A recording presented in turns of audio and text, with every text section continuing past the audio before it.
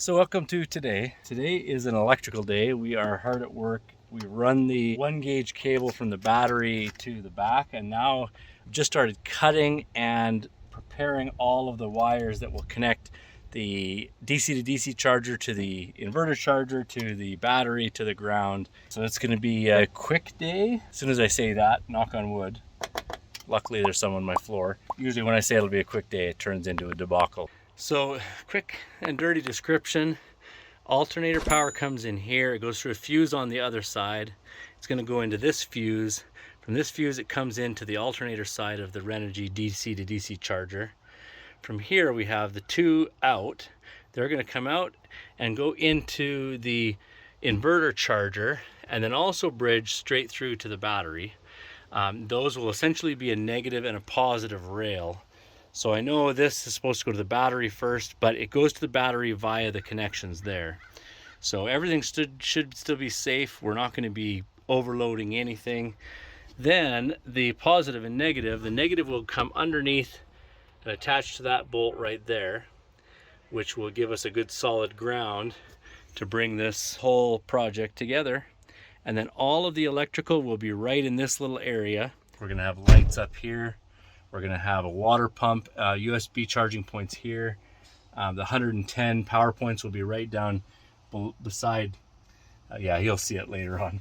Also going to have one over here on this side of the seat and one at the back of the van so that we can use our kettle or whatever it is we want to use at all points of the van.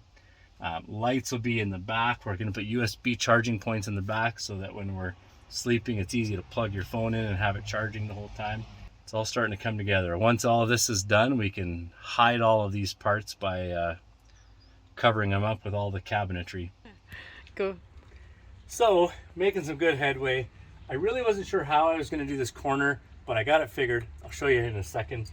Right now, I'm just adding now all of the cross bracing. And again, Marilyn has been tapping those. I've been cutting and cross drilling the access holes that let this go through to tighten it up. So right now I'm going to add one of these end fasteners to this. I need that. And I'm going to mount it onto that.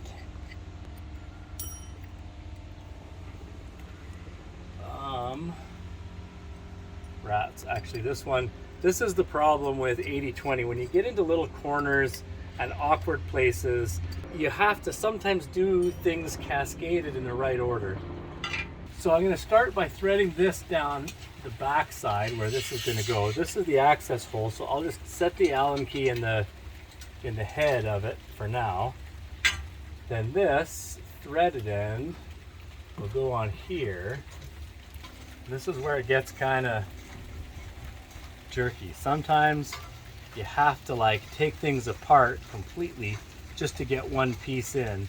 So you really need to think through your design so that it doesn't leave you in a snafu where you can't do something because the order of events just doesn't fit right. But most of the time it's good and it works. Everything's hunky-dory. So this will be some of the bracing and some of the internal strength for the shelving, but this is all getting really sturdy. Now I'm going to put this one on here.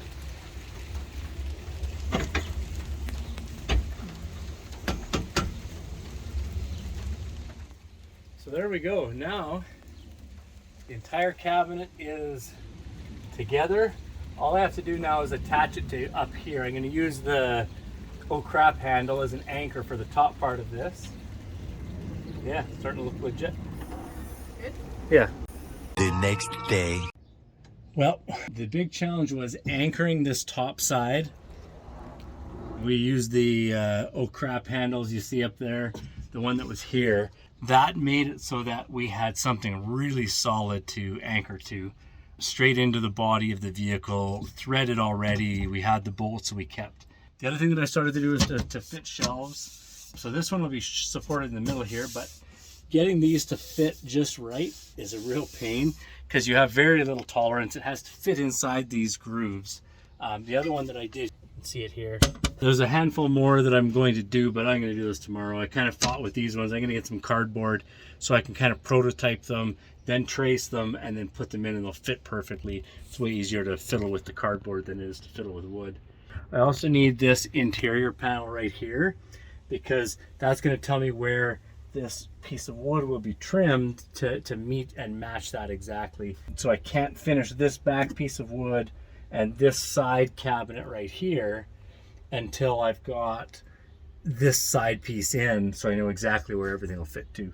We're real close, like it's down to the wire now. There isn't much left. It's turned out to be more work and more frustration on things I didn't expect it to, which is also what happened last time. Live and learn. You always forget the pain points, I think.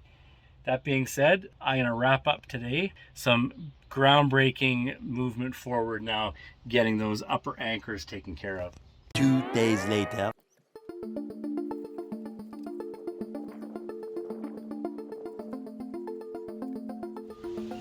And there we have it. That window is now insulated. This is going to be hidden behind the cabinets, and the shelves are going to hold it firmly in place. Really, we'll never see that one again. That's going to be the back of the cabinet. So now it's putting in the rest of these little bits and pieces, the shelves. And what we're doing is lining them with this black sticky felt. It's sticky on one side, and this keeps it from vibrating. So for example, this one will fit right here. And if you don't pad them, you'll get that rattling. So we just lay a bit of this, it's like velvet with sticky on one side, right along the bottom of it. And that way it eliminates the rattling. Was this going here?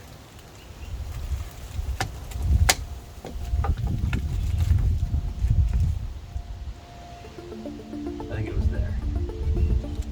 So the bottom of this one needs a dose.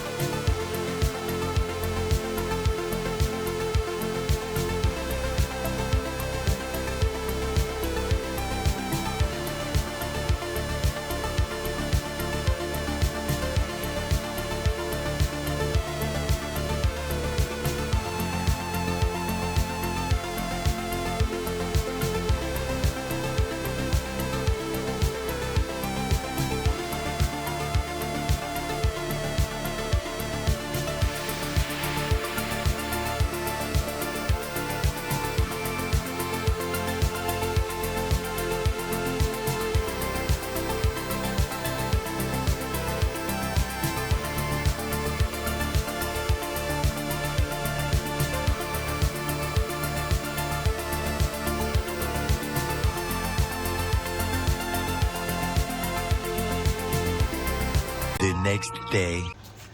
So the last few days have been a whole bunch of little nitpicky stuff. Sorry, I got a scratch mosquito bite there out in full force this year. But I think in any build process, you just have loose ends that you have to spend time doing. You find a thing that doesn't work or didn't have the spacing you thought it would have, and you have to adjust. So it's been a lot of that little stuff. But right now, I'm working on the cupboards, and so far they're coming together pretty good. I'm going to do the next two. You'll get to see that. It actually goes together really slick. Yeah, I'm excited about these. I had all of the cabinets cut at a cabinet shop.